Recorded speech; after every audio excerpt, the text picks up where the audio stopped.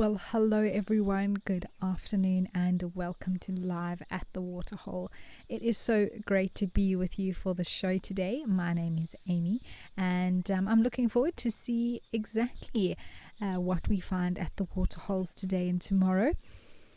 We are starting off here at Tembe Elephant Park in northern KwaZulu-Natal with some elephants. Now remember, as always, that this is a live and interactive show, so let me know who you are, where you're watching from, perhaps what you're looking forward to seeing today, and anything else along the way. And you can do so in a lot of different ways, whatever suits you, whether it's on the Wild Earth website or the app. You can also chat to us in the YouTube chat stream, or you can join the conversation on X using the hashtag WildEarth. Otherwise, you can use WhatsApp to send through your comments and questions as well. Just simply add the number shown to you on screen, and you can use your mobile device to send through those comments and questions that you may have.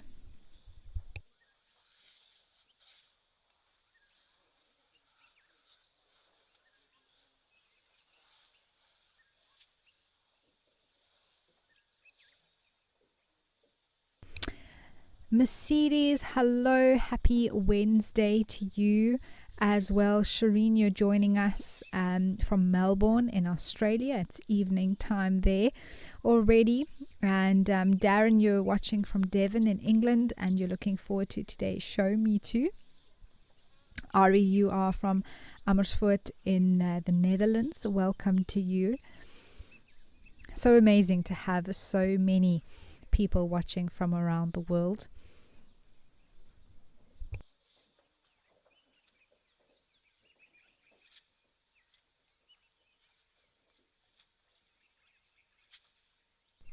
Can see this younger bull starting to throw some mud on his back, actually using his foot there to help get a little pile together.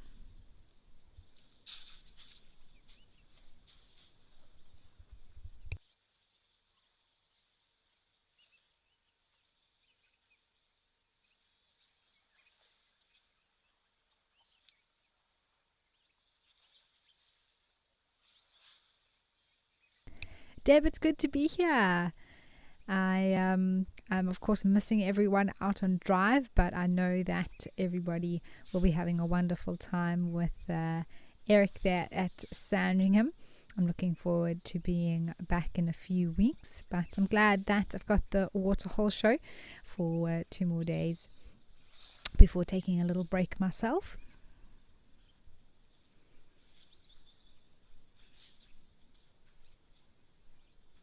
And it's always nice to have some Ellies around, some impalas moving in the background. Such a beautiful scene here at Tembe. It looks like the weather is quite nice as well. A little bit of sunshine.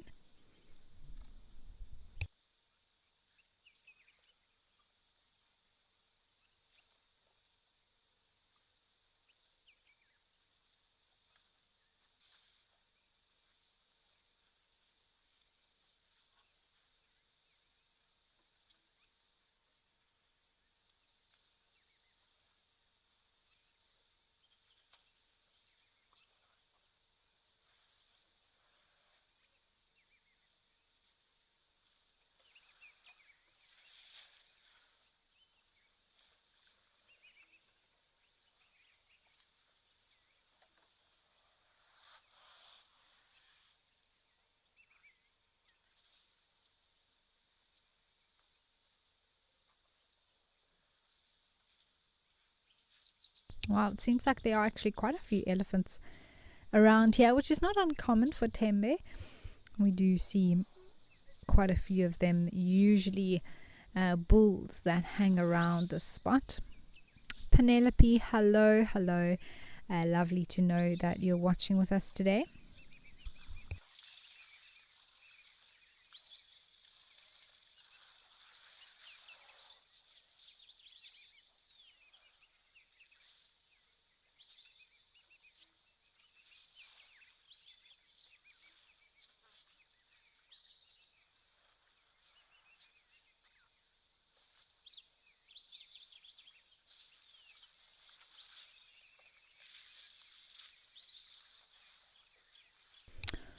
Ooh, that sounds fantastic. Let's head over to something special at Founders.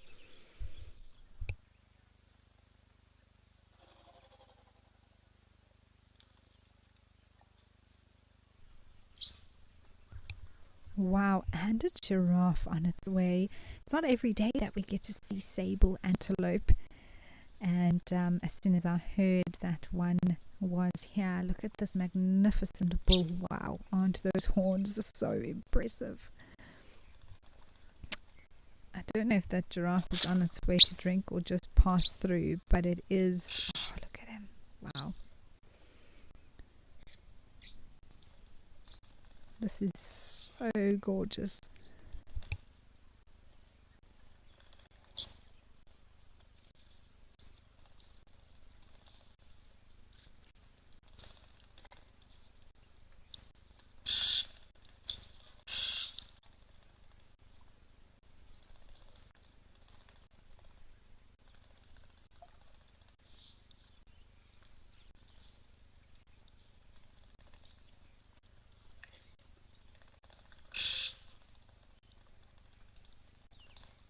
Looks like it is just passing through, not interested in any water particularly this afternoon, but beautiful with the colors. I can hear lots of oxpeckers around.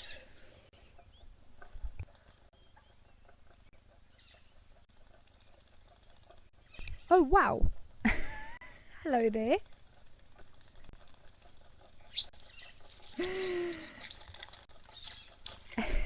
That was quite funny. I don't think. Oh, hello. Even this one more so. So I think these are two cows that are accompanying this bull. That is so beautiful. We've had sable before at Elephant Pan, but at a distance, quite a large herd. I don't think I've had them here before actually, and definitely not so close up. Wow, this is stunning.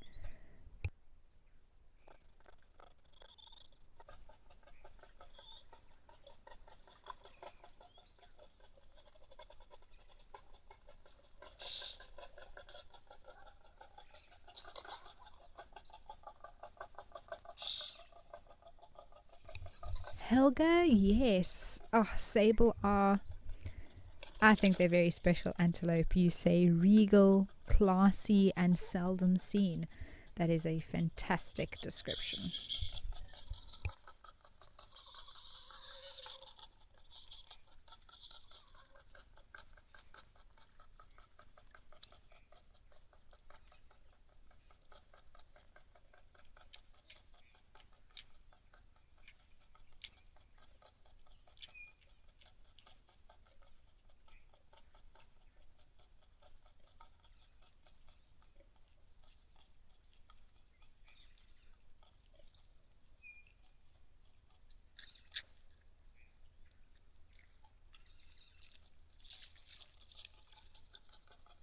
Oh, it looks like a zebra is there too. You can just see the top of the back sticking out.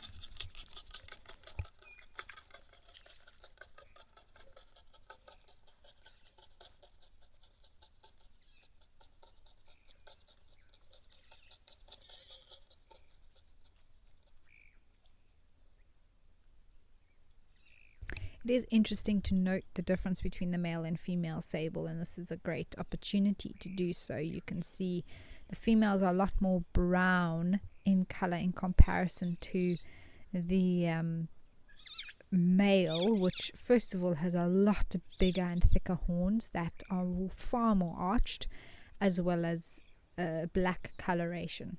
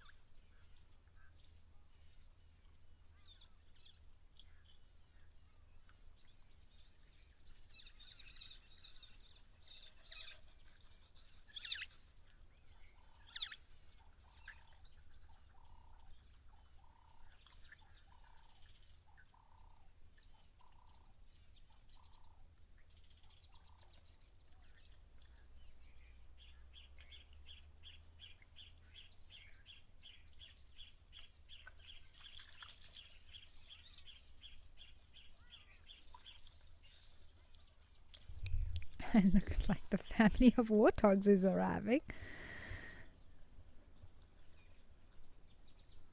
Looks like the male sable has moved off with the rest of the herd, but lovely to have warthog here. They are always so beautiful with their reflections as well as their mud wallowing that they do.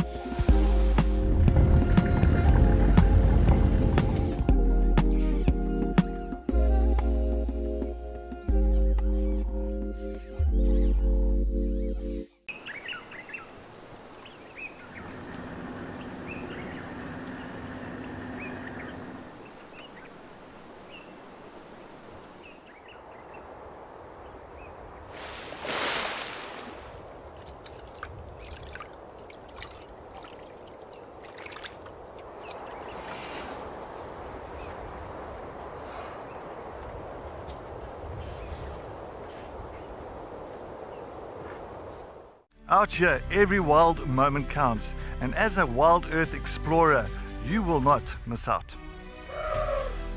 Watch the Wild Earth channel ad-free 24/7, and you can even rewind if you have missed out on something. Enjoy the behind-the-scenes video clips as well as fireside chat, or get the early offers on our travel experiences. It's the best way to stay connected and be part of the Wild Earth family.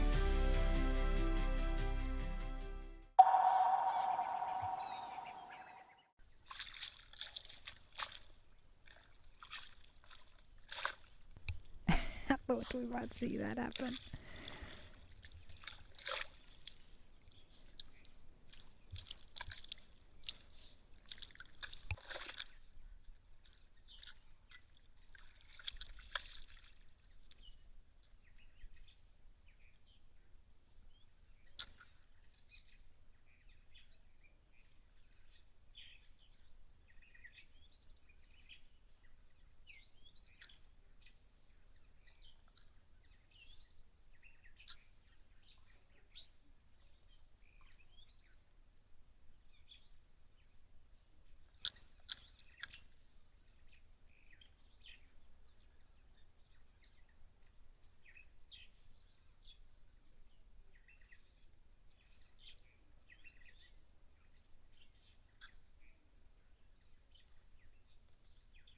Now it's time for a little bit of a scratch.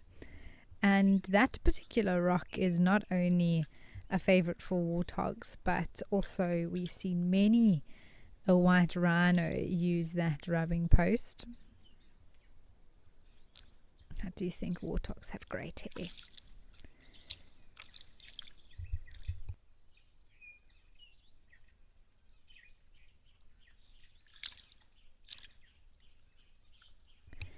Karen, yes. So warthogs would be although not pigs themselves, but in, the same grouping.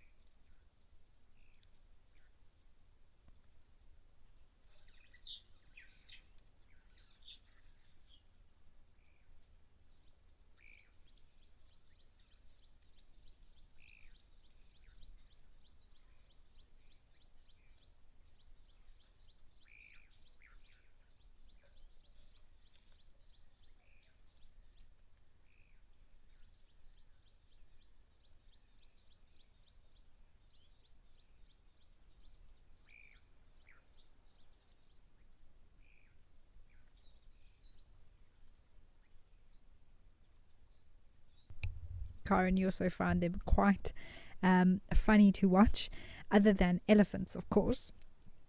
They can be very entertaining in their own way.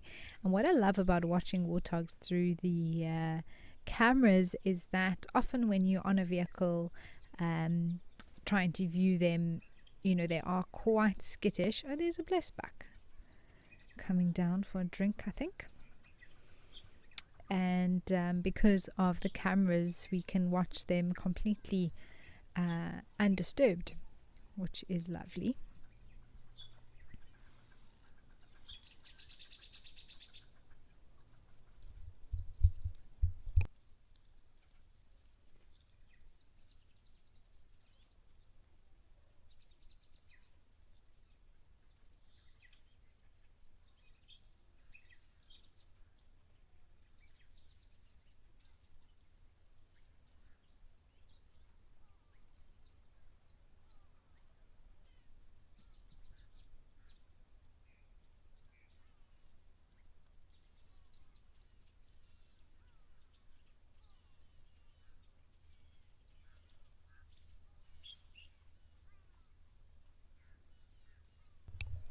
Or no drink.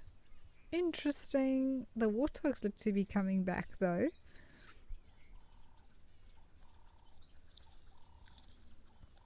Oh, more blessback. Maybe they're all just coming past. We'll have a little look to see if these pigs decide to go for, now I'm calling them pigs, Karen.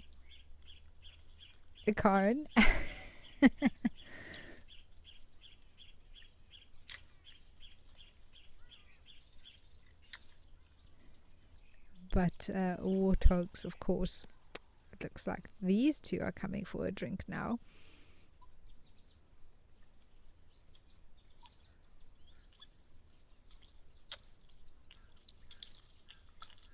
Viv, I'm not sure if it's the same family. It doesn't look like these two are muddy at all, so maybe they are completely separate warthogs from a different group that are, oh goodness me, whoa, that warthog just went for the other one.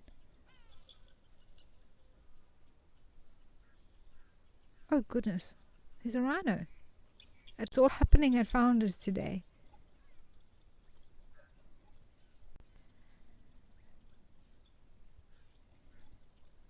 I don't think the squealing warthogs had anything to do with the rhino, but the older warthog seemed to be upset with the piglet that was approaching. Well, let's not call it a piglet. It was sort of a sub-adult warthog that was approaching. Fascinating. Maybe it could have been two males. I mean, they do a battle for dominance and things like that, so maybe there was a little bit of tension there. But yay, rhinos!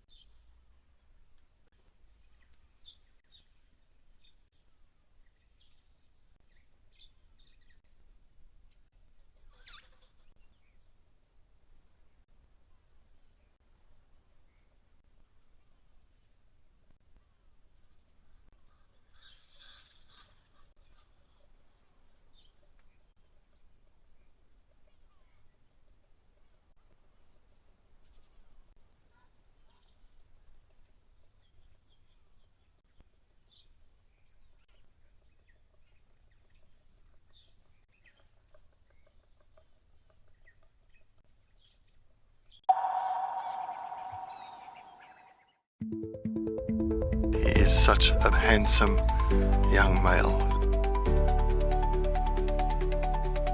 Look at that pose.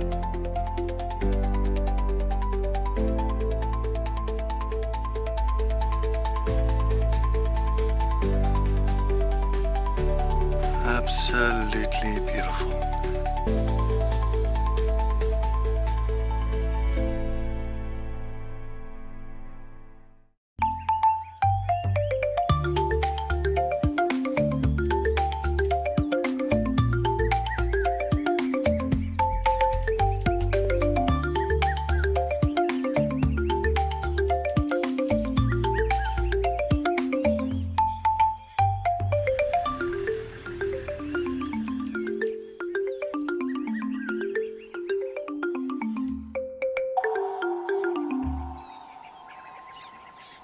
My name is Takudzwa Panda Msesani.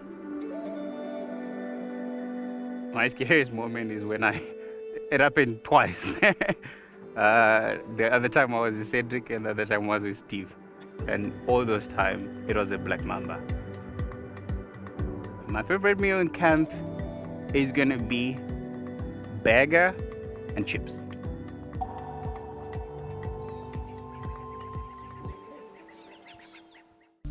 Step into the heart of Africa from the comfort of your home. Female leopard tracks over here. Join our expert guides for a live 3-hour safari where every moment is real, unscripted, and unforgettable. Ask questions, Animals rely on their senses. share your thoughts, and be part of the experience as we explore together. Safari Live.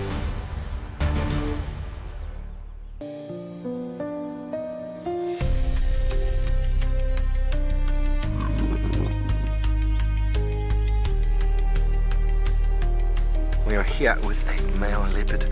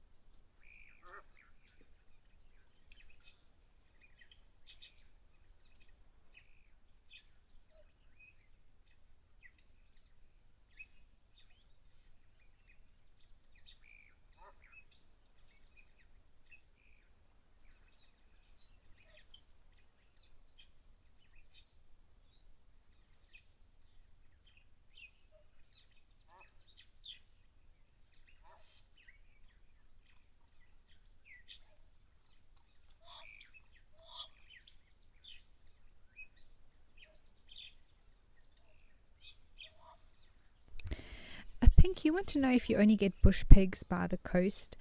I'm not 100% sure, but I do know that in terms of sort of wilderness areas that aren't, oh, look at that little rhino, that aren't necessarily reserves, in places like the Eastern Cape, I only know of bush pigs that are near the coast.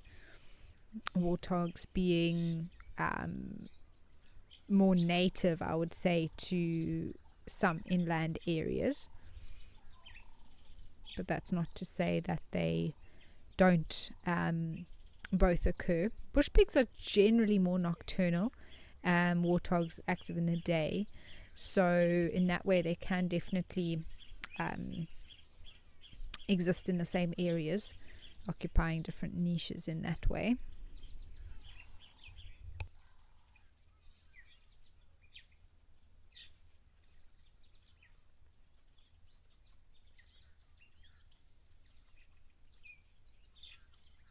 But I do know that although perhaps you don't get that many warthogs occurring along the coast, you definitely get bush pigs inland too.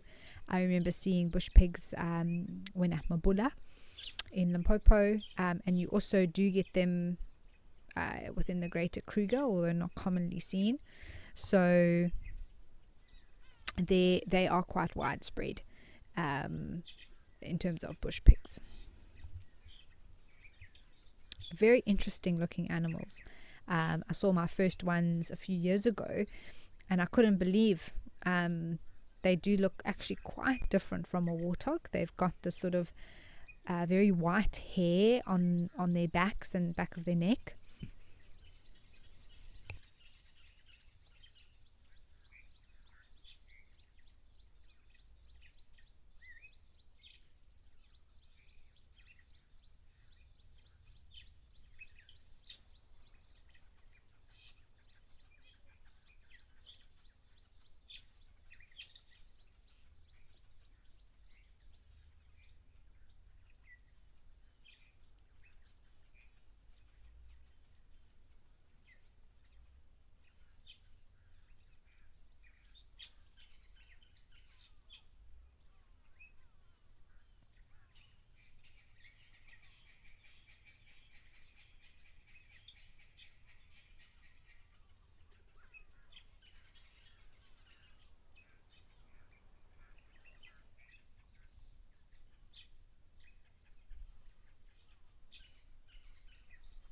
Oh, hello, little one.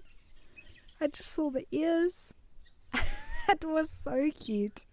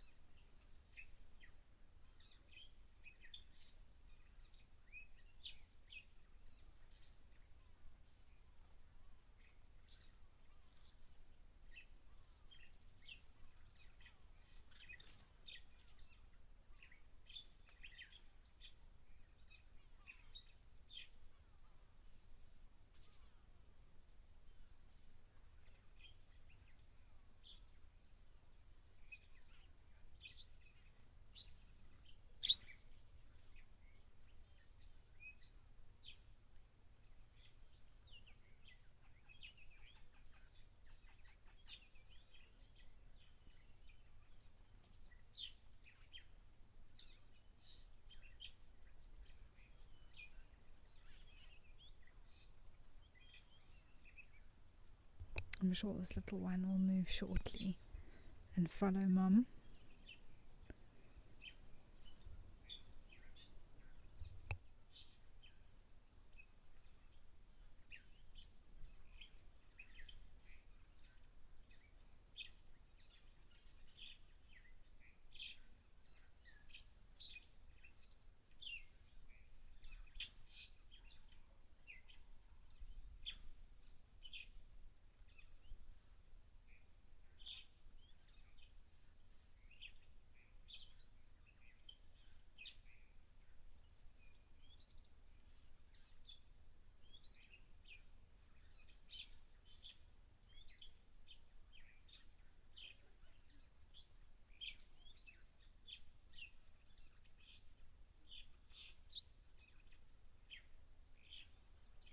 Nikki, I know this baby is so cute, especially with its like little tiny horn bump and only a few months old. It's obviously found something it's enjoying there.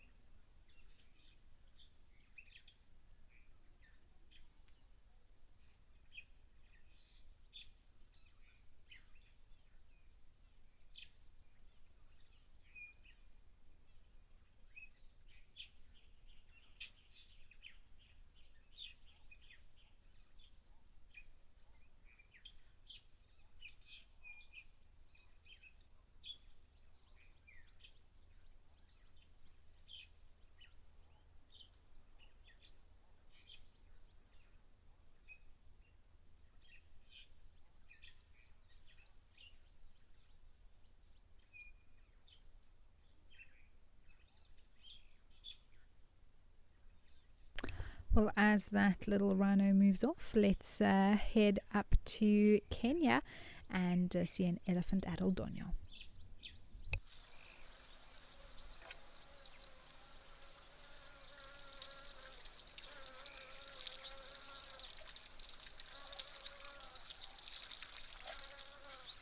Well, it is always a treat to come up here and see elephants drinking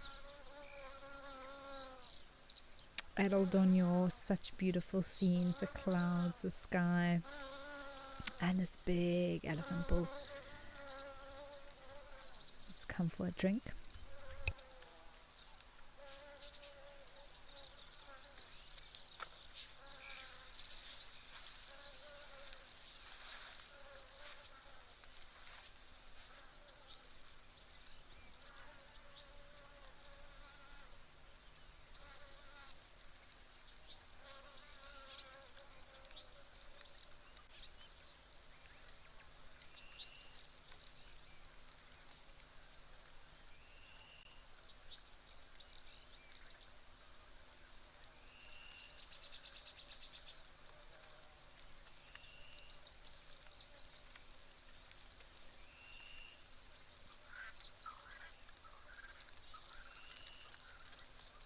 Hudson, I know I love this camera as well. It really is something special.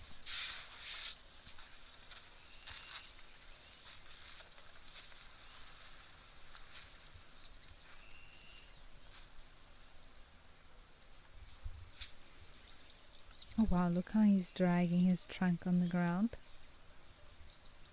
And often actually when you see tracks of elephants or they're... Oh wow, is it raining?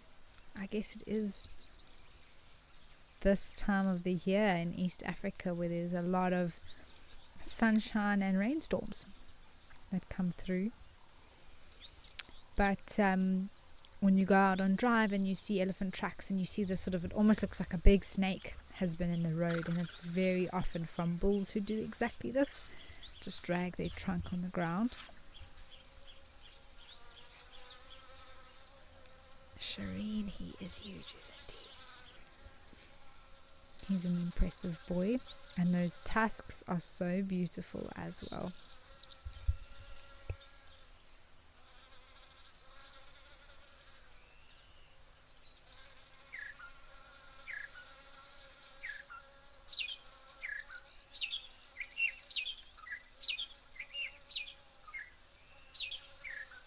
And this particular bull actually has quite symmetrical tusks, which is not something, as elephants get older, it becomes less and less common, just because, well, there's a few different reasons. It can be because they tend to favor one tusk over the other, and so the use of the one side eventually wears that side down more and more, but also because of damage that can happen due to conflict or just knocking it or breaking it from using it, and you get one that's sometimes shorter, significantly shorter than the other. But it can also be genetics that also play a role.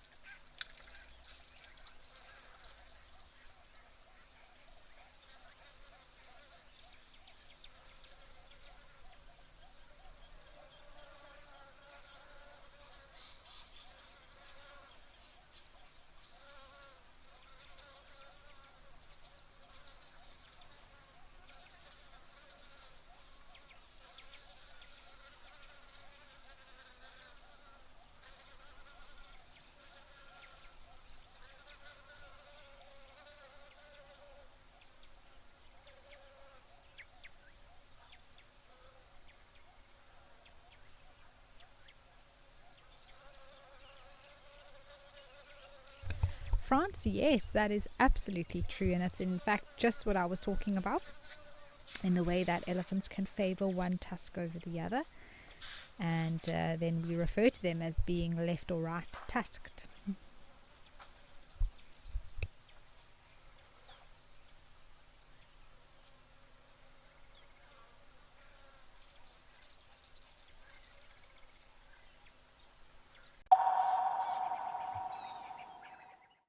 Zitatamana wena, moya wa mina, ukomba wena, takuranza loko tamana wena. It's been a great morning out and about and exploring. It's amazing.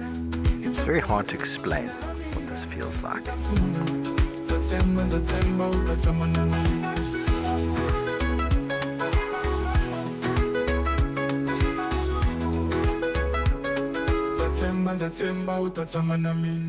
At Wild Earth, we believe every story has the power to create change. That's why we've launched the Wild Earth Impact Foundation, a non-profit dedicated to conservation and social impact. By showcasing conservation stories, we can change lives, protect nature, and empower communities.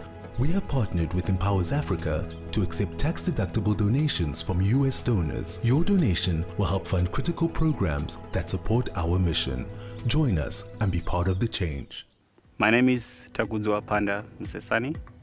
I really want to film an artwork, and it has been my goal. I'll be just keeping my eyes open.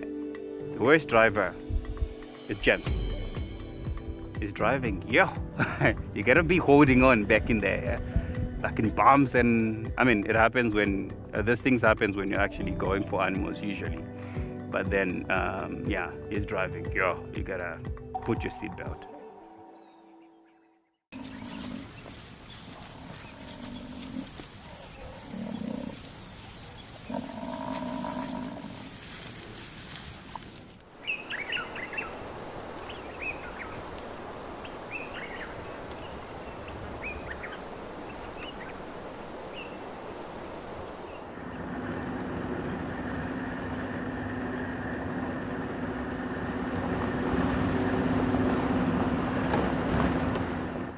If you love watching Wild Earth, here's a little tip.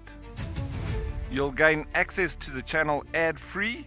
You can rewind and rewatch sightings and gain access to our live Tuesday safaris. There's also behind-the-scenes videos, fireside chats, and every safari live episode, whenever it suits you. It's just the best way to connect with nature.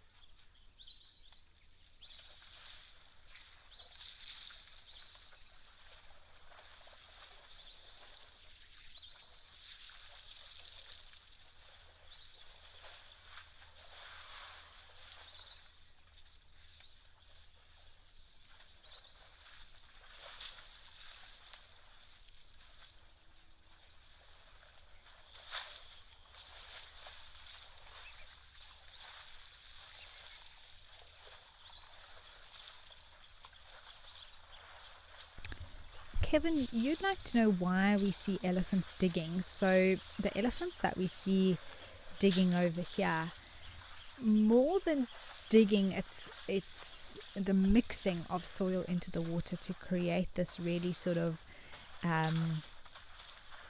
muddier consistency which sticks better to their body. So that's, in this context, what we're seeing here at Temba, what they're doing, really mixing up the ground with the water, and obviously splashing themselves is a nice byproduct.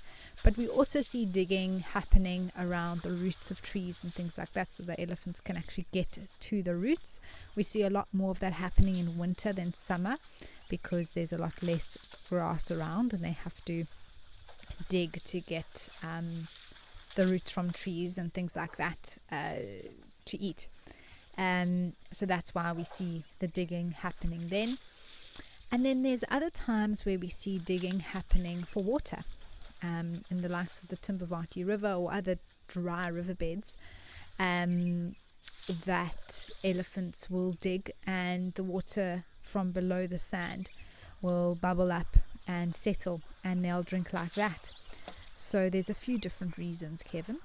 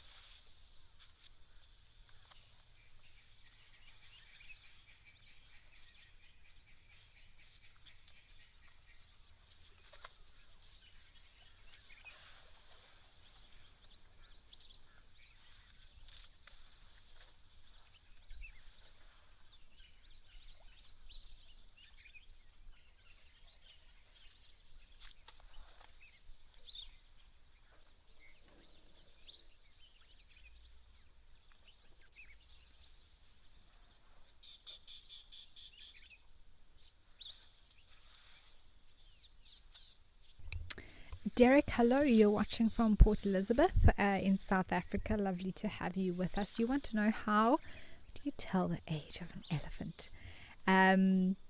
It's a question that we actually often get asked, and it's one that you can only really make an educated guess if you know what to look for. And of course, unless you see the birth of the elephant and you're able to monitor it all the way from birth, then you know exactly how old it is. When an elephant is younger, it's a lot easier to give accurate sort of ages or estimations of age.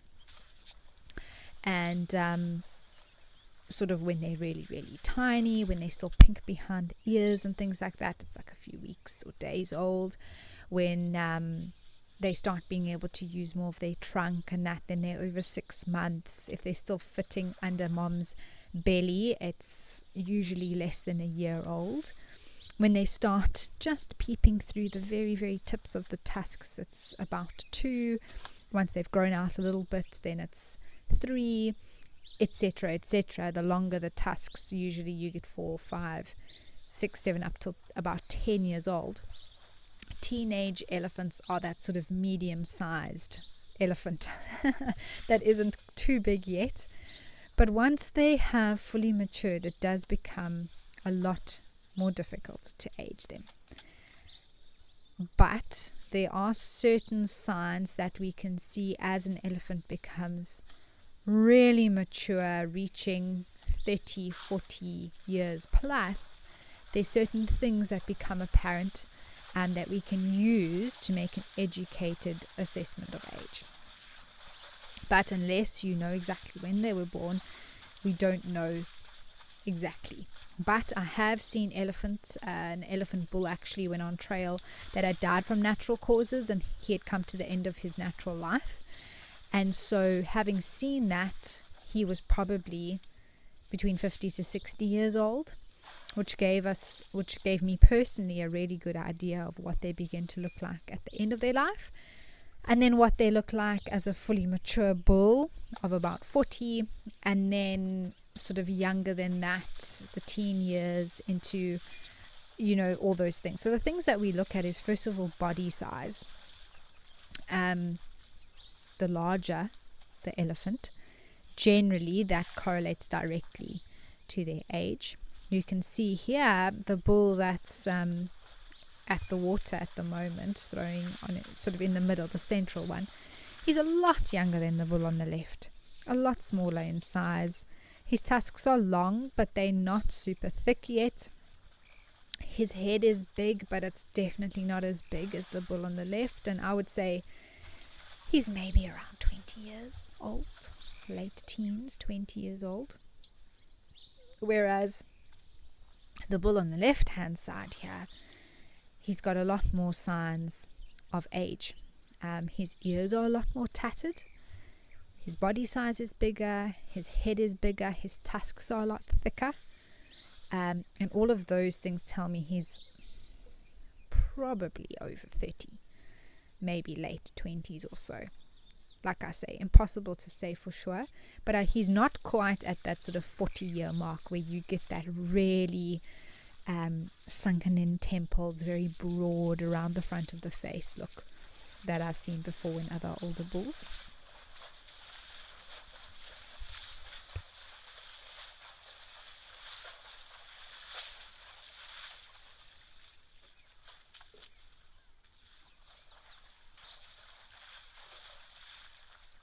Wow, that boy is really mixing things up.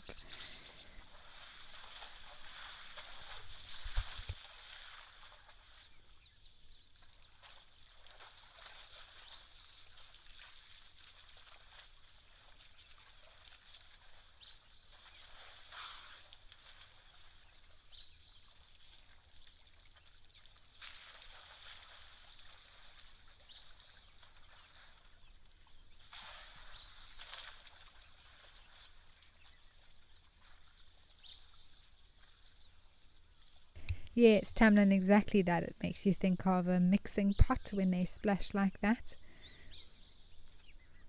I agree.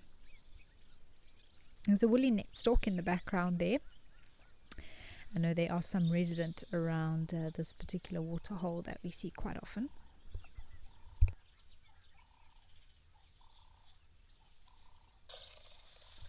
Oh, lovely. Well, we're going to leave these Ellies to enjoy their splashing and head back over to Founders.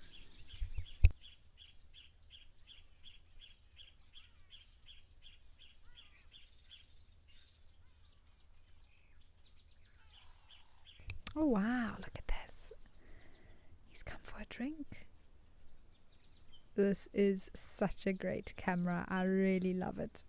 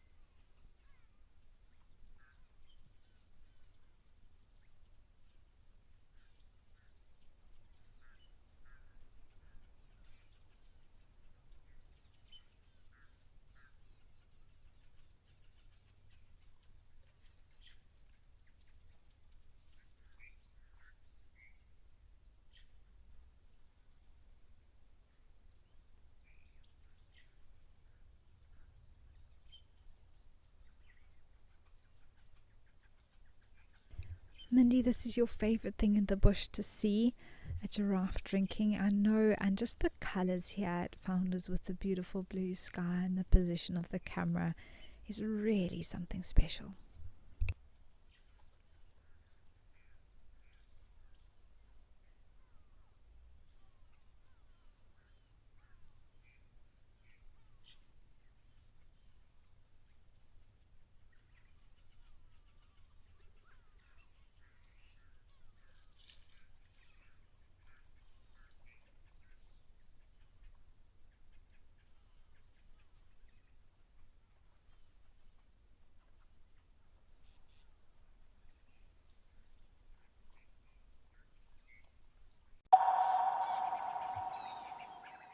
For years, we've shared virtual wildlife.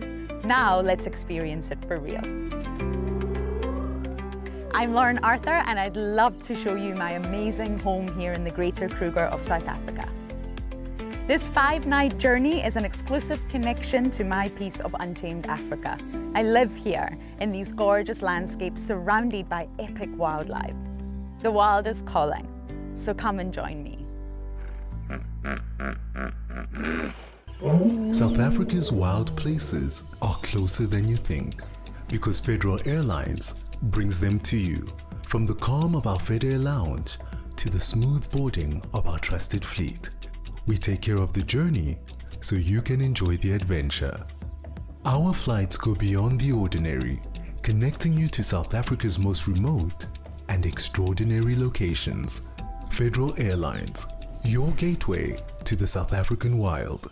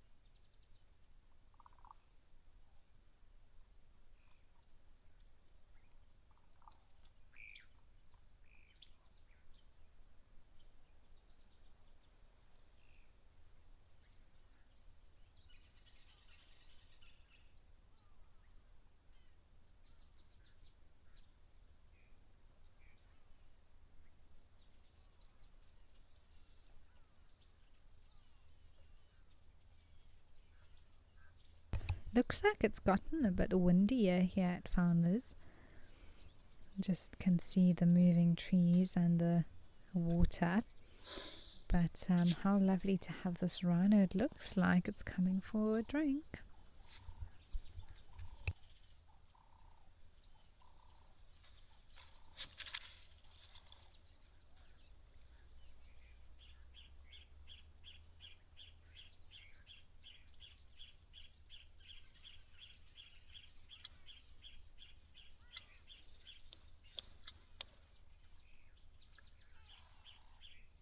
Darkmain Lover, hello. It is so good to be here. I'm glad you're happy to have me.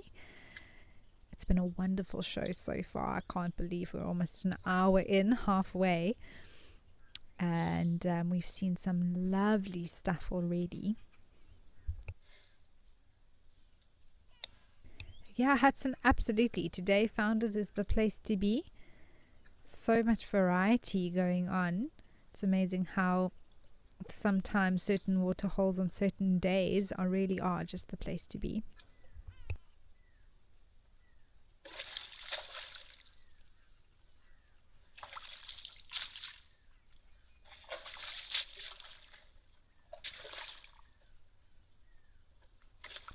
I wonder if it's going to come and sit down.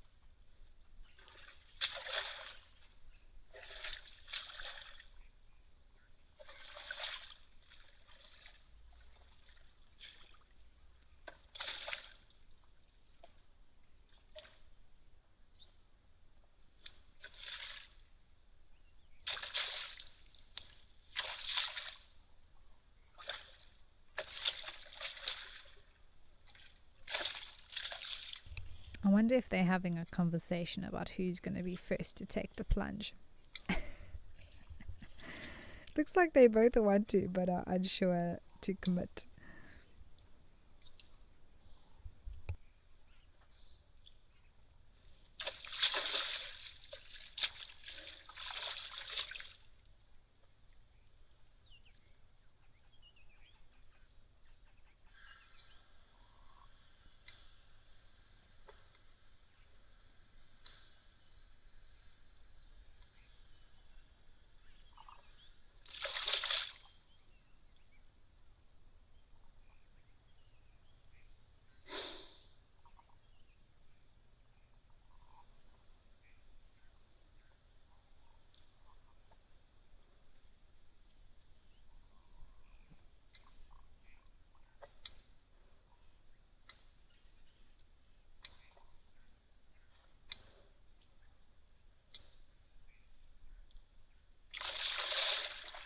Yeah, Julie, it is incredibly special to have these animals so close and such a great view of them.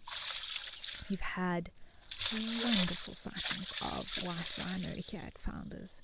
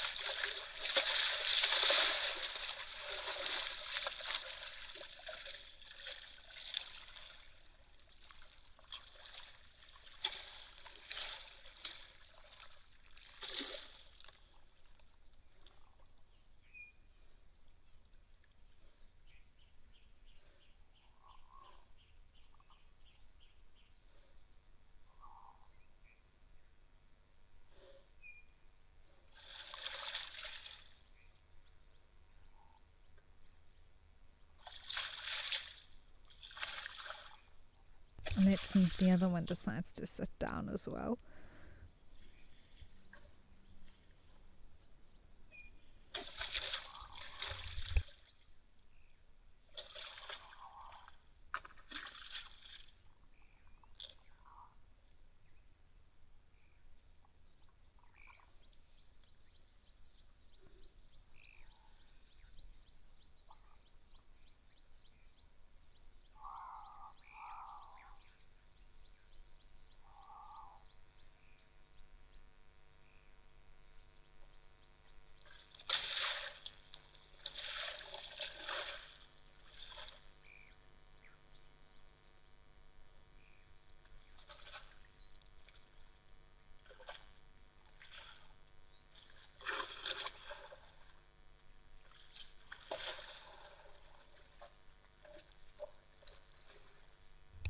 feel like this is taking quite the coordination effort. There we go. Reverse parked. Well done.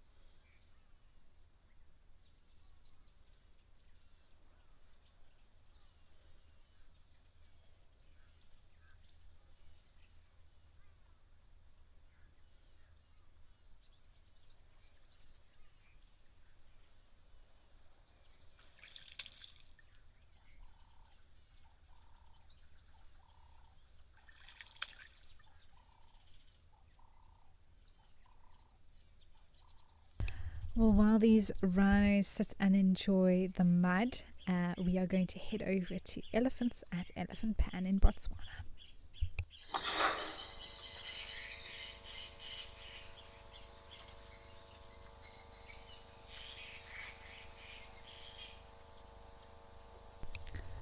Wow, well, this definitely seems where the elephant party is at. Goodness me.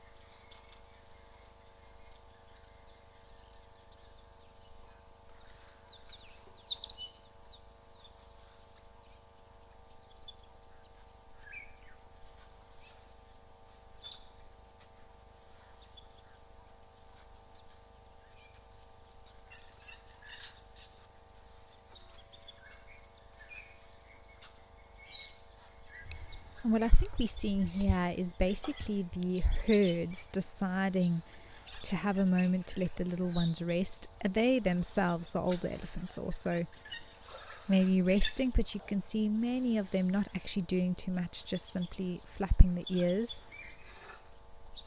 Some now coming to maybe have a drink.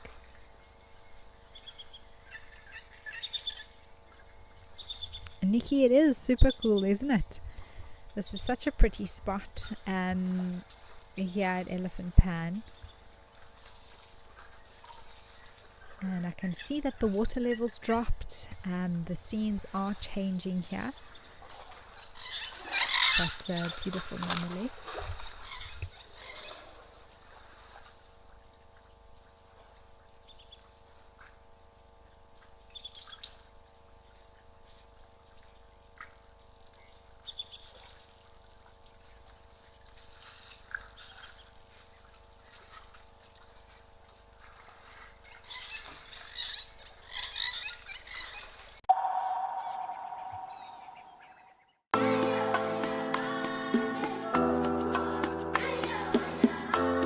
We have just had our efforts paid off.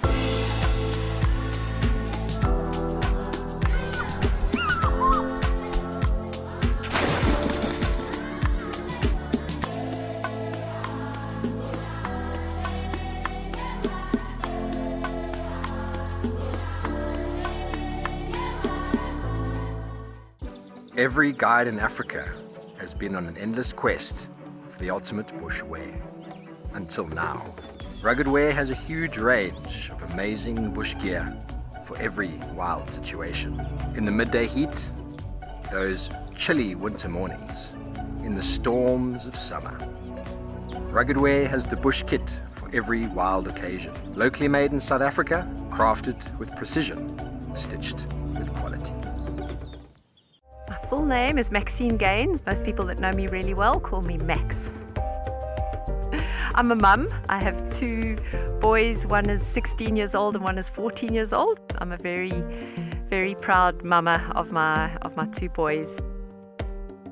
I've just always been passionate about leopards. I'm passionate about their conservation. I'm just passionate about everything to do with leopards. I love them.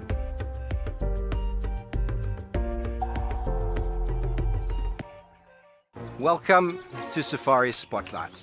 We'll be And you pretend like you're a salesman, eh? Got no idea what's going on this reserve. Expecting the unexpected.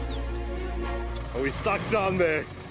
What am I trying to do? Because we have another giant of Mabula. That was incredible. This is unbelievable. It's going to be a spectacular afternoon. Out here, every moment counts. As a Wild Earth explorer, you won't miss a thing. Watch the Wild Earth channel ad-free 24/7 and rewind if you want to catch something again. Enjoy behind-the-scenes videos, fireside chats, and early access to travel offers. It's the best way to stay connected and be part of the Wild Earth family.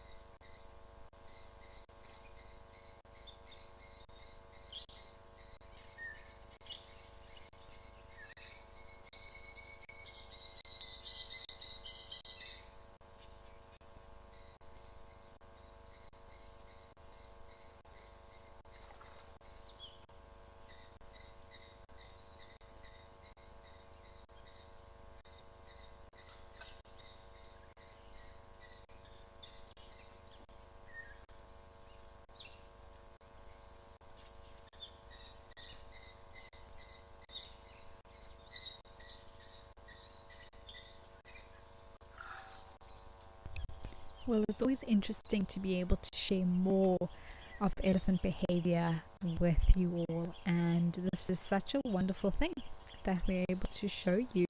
There are fewer elephants here than when we arrived, but you can see how they have taken that time of rest, and it's something that often happens after time spent at the waterhole. You can see all of them have wet trunks and faces and bodies and that sort of thing. And the little family groups would have come here and had a drink, maybe splashed around a bit, and then the matriarchs deciding that this was the spot for them to all have a bit of a rest, especially at this time of day when it gets really warm.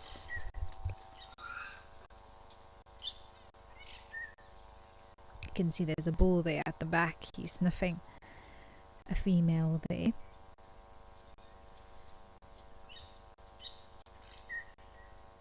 And just look how much bigger he is than her. It's quite remarkable, really, but that is the size difference quite often.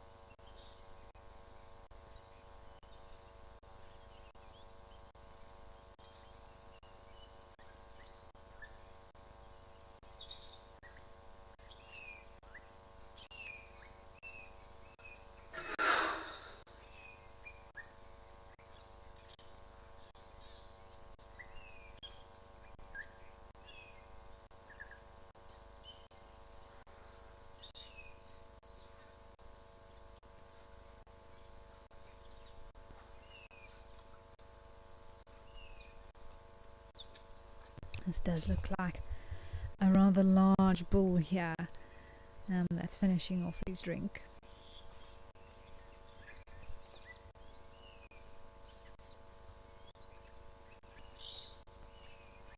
There are still some others, and some little ones there too that are hanging around.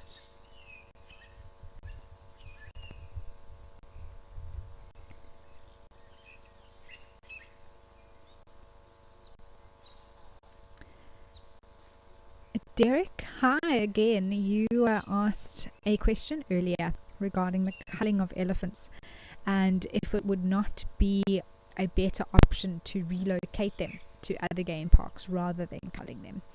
Derek, absolutely.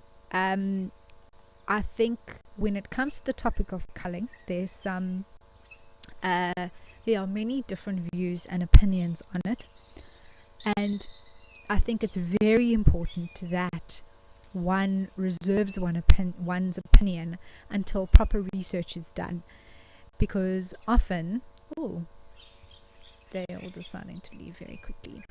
Often there are circumstances or certain things that conservation management and reserve managers and things have to consider, which sometimes the general public aren't privy to or don't even think about.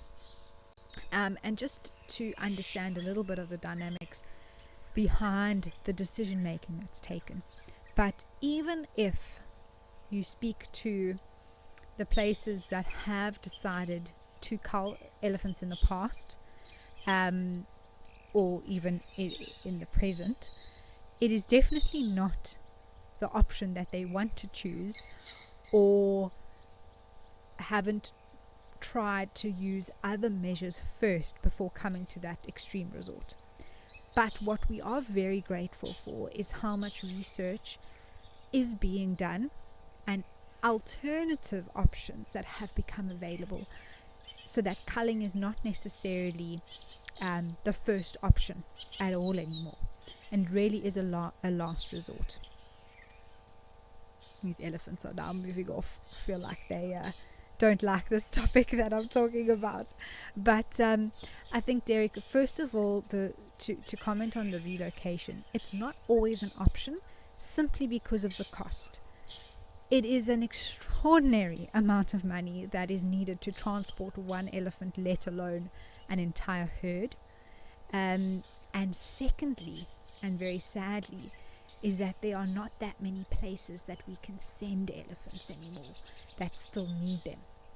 So those are probably the two biggest factors that influence the translocation of elephants as an option. But in areas like the Kruger, there's a lot more emphasis on the removal of artificial water points, so that elephants have to move more, meaning that their impact isn't so great in one specific area, which means that possibly the carrying capacity of what was thought in the past is actually much greater. So there's a lot of variables that are being taken into consideration, and also meaning that if we allow the removal of artificial water or the rotation of water points, it means that the elephant's survival rate potentially isn't as high, and so nature is taking its course in that way, with some of the calves not surviving, and that is more of a natural way to suppress the elephant population than resorting to culling. So it's an interesting topic. It's one that I think should be spoken about more, because there's actually a lot of facts out there, and I think if everyone takes all of the information into consideration, often one's opinion of the topic may change, but also to just understand that it's not something that just is happening all the time, and that there are different approaches being taken now, which is very encouraging.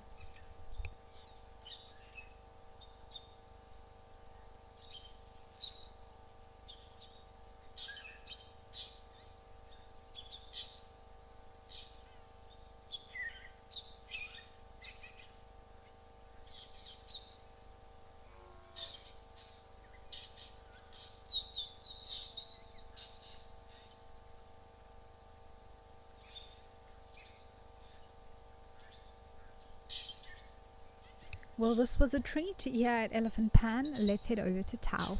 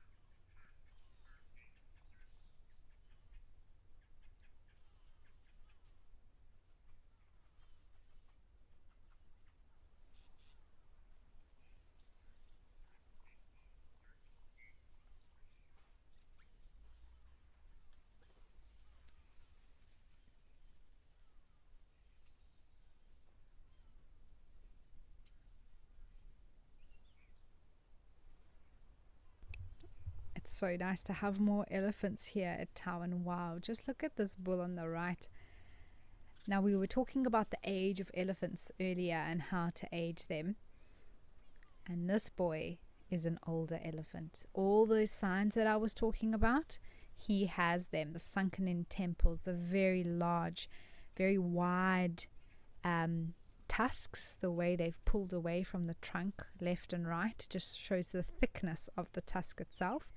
They're also very short, but that seems to be from a lot of wear and tear, possibly even breakages over the years.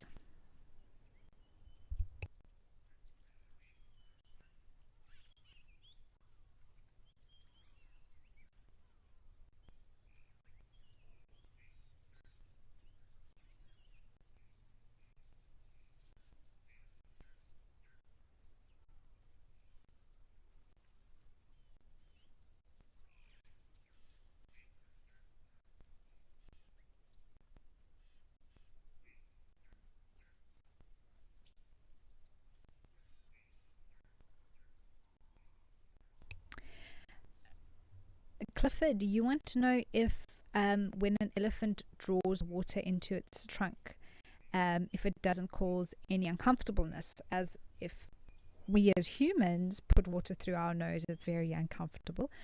Clifford, what we must remember is how much longer an elephant's trunk is than our nose. So for them, if the water had to reach all the way up to where it joins the face in those nasal passages, absolutely, it would also be very uncomfortable. But they only fill, I don't know, maybe 70% of the entire trunk when drinking. That's just a guesstimate. But they don't necessarily fill it all the way to where the tusks are. And so in that way, it doesn't cause any sort of discomfort for them. Quite honestly, if it was something that they really struggled with, they wouldn't have adapted to be able to use it the way they do. And speaking of elephant trunks, Mama H, you'd like to know at what age do the baby elephants start drinking water from their trunks? So they can start using their trunks to sort of try and start drinking from about 6 months old, and by about 9 months to a year they'll be fully using their trunk and no longer needing to drink directly from the water with their mouth. So if you see a baby elephant drinking with its mouth, sort of face planting into the water, they are usually under 6 months old.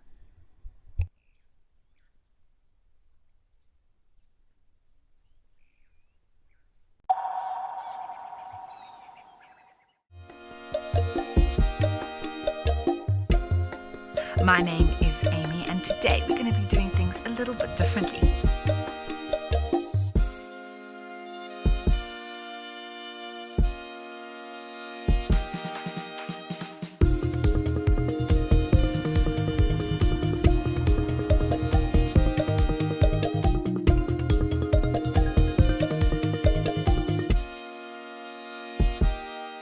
The Wild Earth Impact Foundation Foundation is a non-profit that uses the power of wildlife storytelling as a force for good.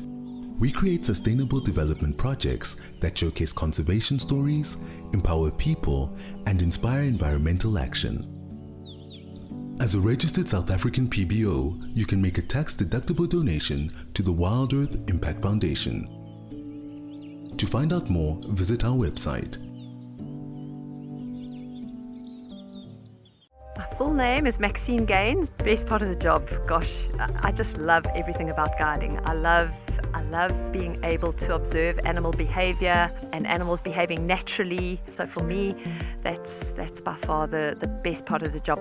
And so what we do here at Wild Earth is develop those connections with the people that are viewing and maybe just light a little spark that says, you know what, I want to be involved in protecting this ecosystem.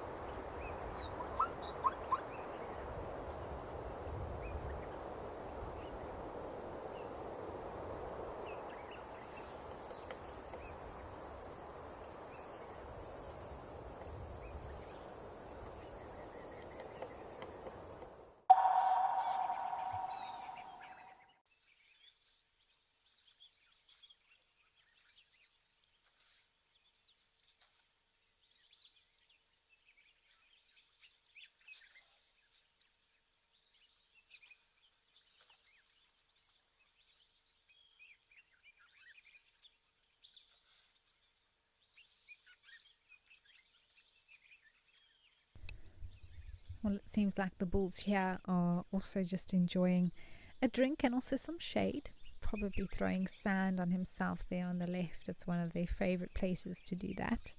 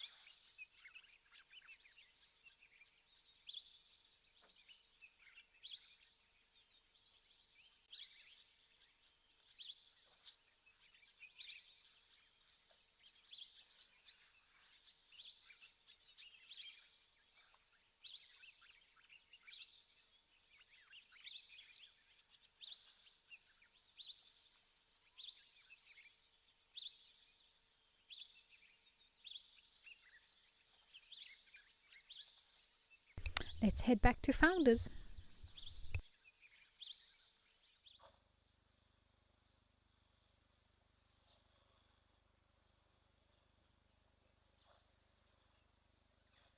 Oh wow, what a beautiful scene. This has really been such a wonderful part of the show today. And here we have a blessback drinking, a zebra and a giraffe looking out over the trees there.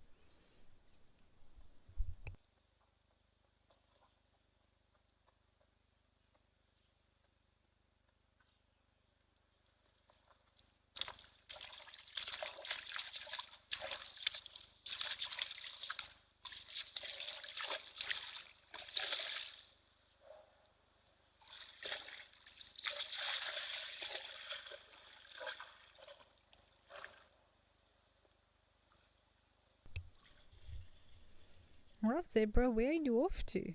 Goodness me.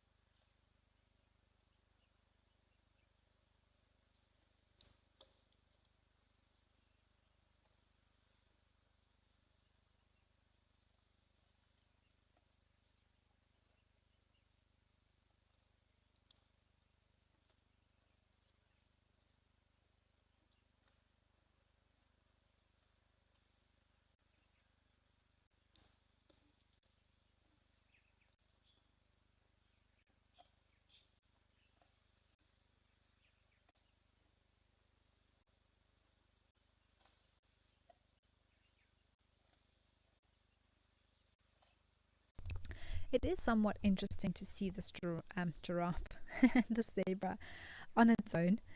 It does happen from time to time, but usually there are others in the area. Perhaps just because of the way this waterhole is positioned, we can't see maybe the presence of a herd that's just below the hill or maybe even behind the camera.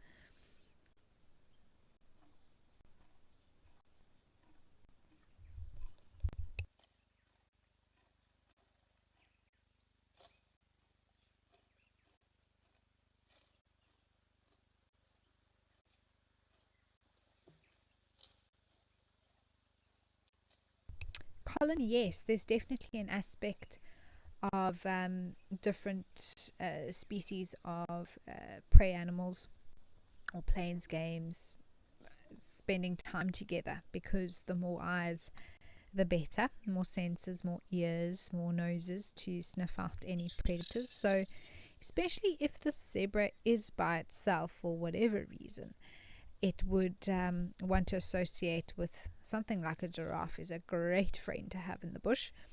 They can see much further than the zebra could, or an impala or anything like that. So they can often be alerted to the presence of a threat long before something like a zebra could be.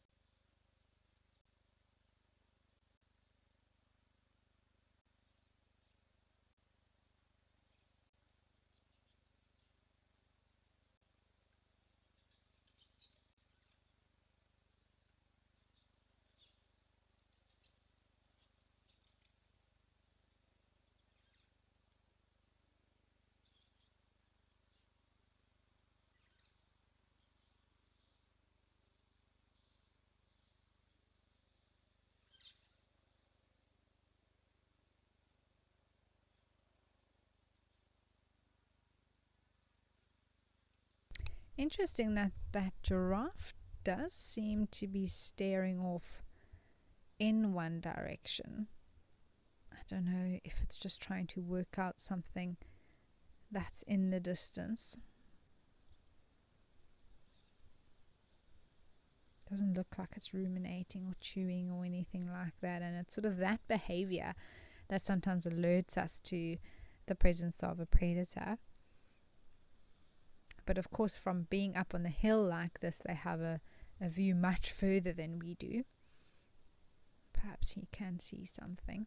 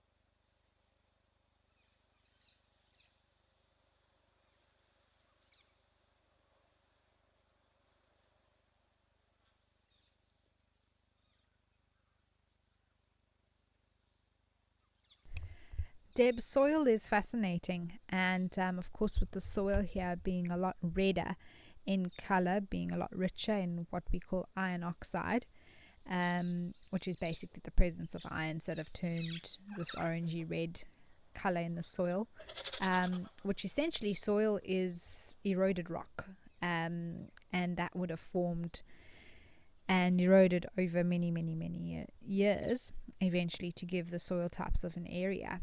And of course that also bases itself off different stone. That's sort of the bedrock, whether it's granite, basalt. There's a lot of different options, and each reserve would have its own, geology is basically the term we refer to that as. And some very soft clay soils we refer to as gabbro. That is very sensitive black cotton soil that you don't want to do any off-roading in, because you will damage do a lot of damage, but also most likely to get stuck. So it's all part of the environment, and basically the base for everything. I mean, the soil type determines the vegetation and the plant types that grow there, which then in turn determine the animals that live there. And so it's all part of the ecosystem.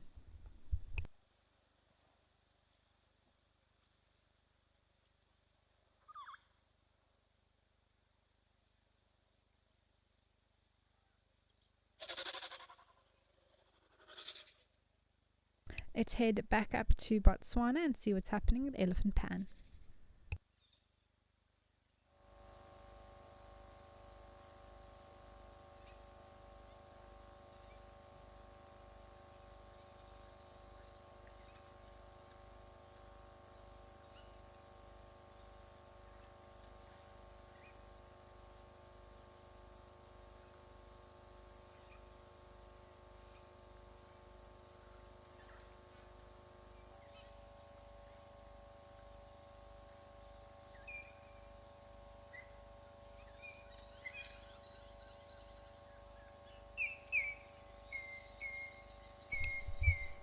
Lovely to see a giraffe. I wonder if there are any more around or just the one. Maybe it looks like a she is coming for a drink.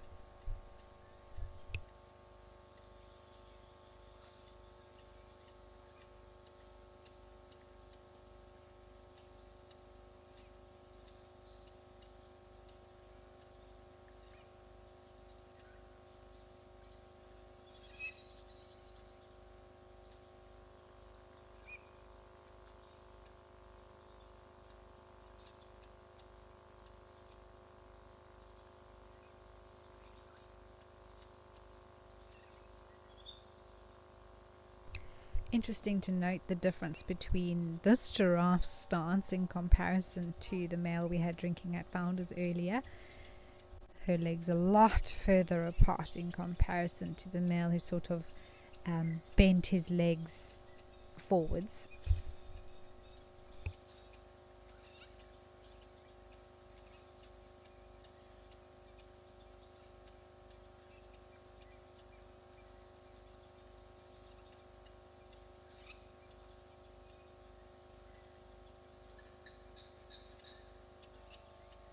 Well, it seems like she just popped in for something to drink, and we are going to head back over to Tembe.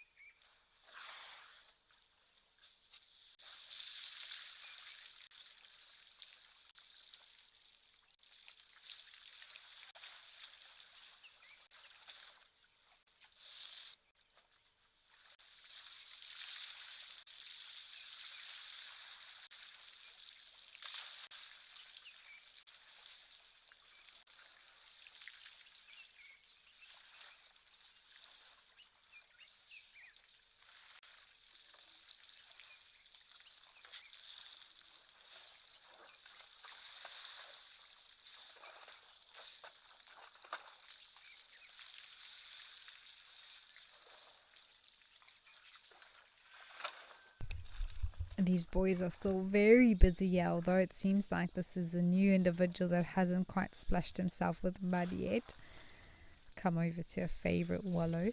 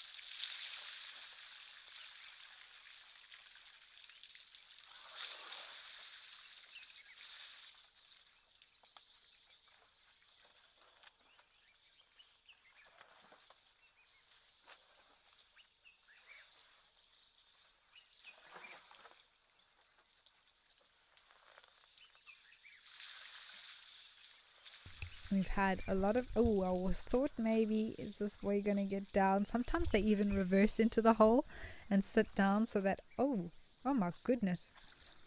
I feel like there was an easier option, Mr. Elephant, than what you're choosing to do here. If you wanted to sit in it, just turn around, reverse in.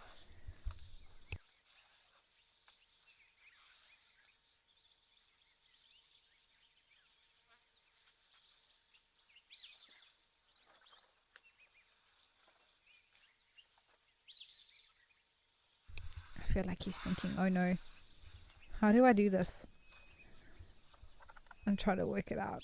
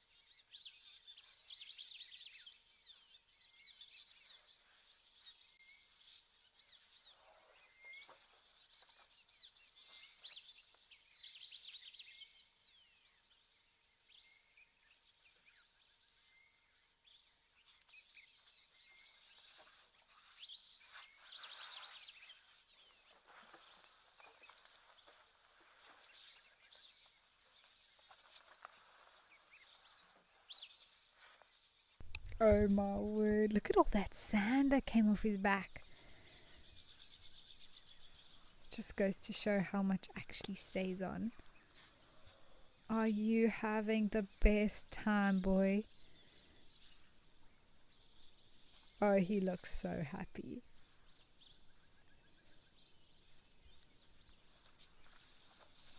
Yes, Mindy, it is so funny to see an elephant. Oh, he's like, this is the spot. And Experience the magic of the wild on an unforgettable 4-night safari at Mabula Nature Reserve, hosted by the one and only Stephen Falconbridge. With Steve as your private guide, you'll gain incredible insights into Africa's wildlife, leaving with knowledge and memories to last a lifetime. Get hands-on with conservation, track elusive cheetahs, and even take to the skies on a hot air balloon ride. Wild Earth Travel, where Africa comes alive.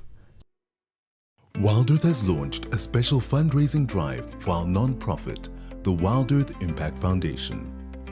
We're raising funds to source, create, and showcase thousands of untold stories. Stories that spark real action in conservation and social impact. Visit our website to donate and explore how you can become a founding donor.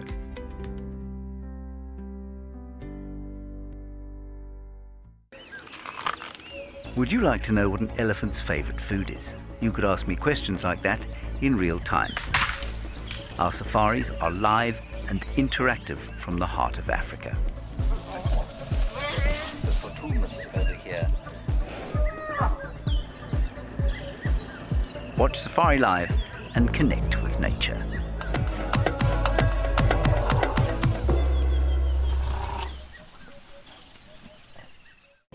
Out here, every wild moment matters, and as a Wild Earth explorer, you won't miss a thing. Watch the Wild Earth channel, ad-free 24/7, where you can even rewind and watch something again. Get access to behind-the-scenes videos, fireside chats, and access to early travel offers. It is the best way to stay connected and be part of the Wild Earth family.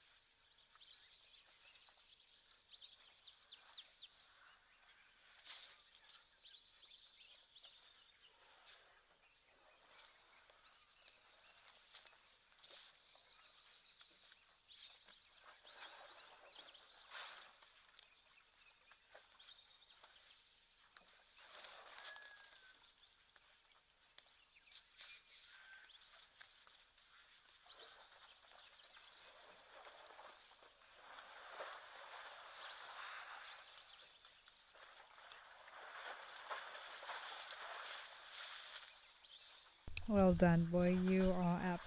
That was thoroughly entertaining. We're going to head over to some more elephants now at Elephant Pan.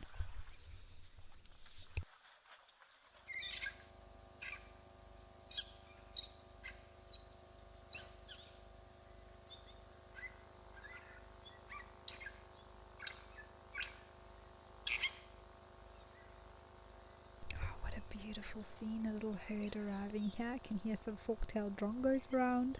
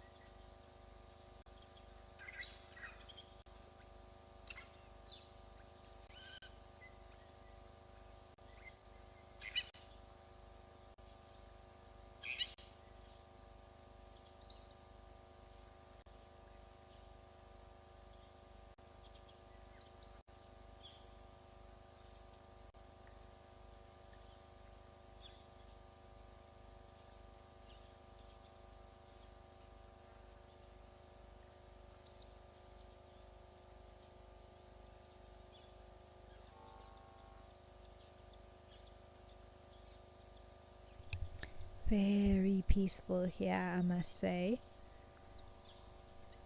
Lovely to see these elephants looking so relaxed.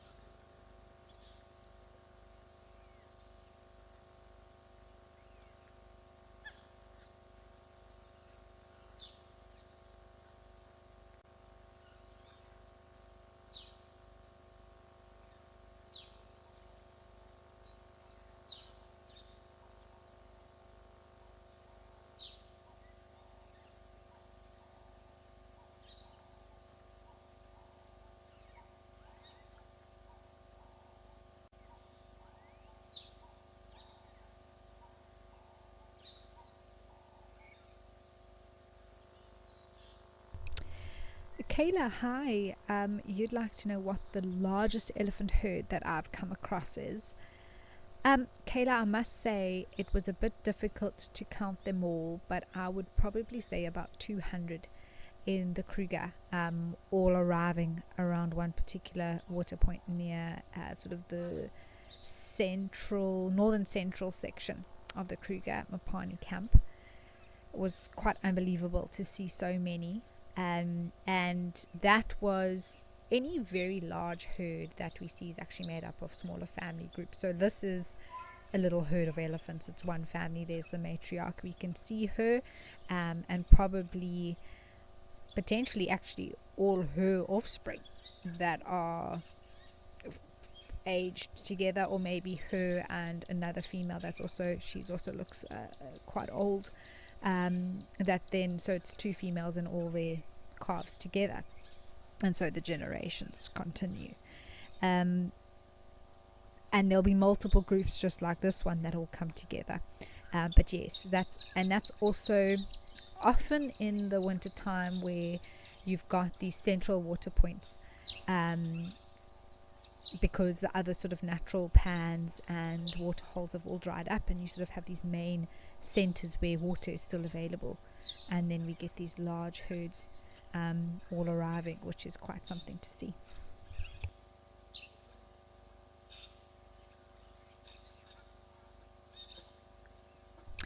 Nina, it's difficult to say exactly when a herd splits, but it does happen. It's how we get different elephant herds forming.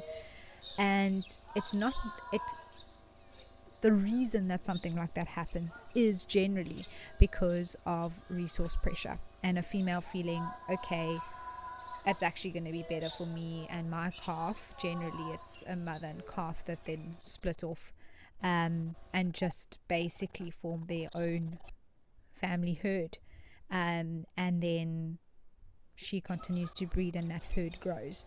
So generally, yes, I suppose it does happen when the group, the family unit gets too big. But not always. Different areas can cope with larger numbers being together. It just, depending on the reserve and the resources available as well as the individuals.